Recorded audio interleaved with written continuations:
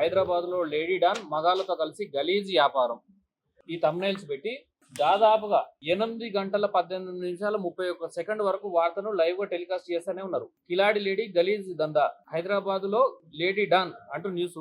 Facebook కూడా ఉంది. Facebook లో సుమన్ టీవీ డివోషనల్ అని ఓ ఛానల్ ఉంది. ఆ ఛానల్లో ఈవిడకి సంబంధించి ఇంకొక మే 2 తారీఖు మార్చి పెట్టారండి.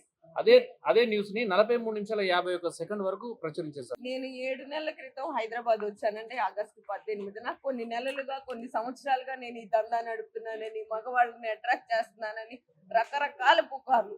ఏడుస్తూ సుమన్ టీవీ దగ్గరికి పరిగెట్టానండి. అమ్మ మీరు అది ఆపేయండి, ఇది నిజం కాదు అనుకుంటూ వెళ్తే కనీసం ఆయన్ని కలవనివ్వలేదు, మమ్మల్ని అక్కడ ఉండనివ్వలేదండి.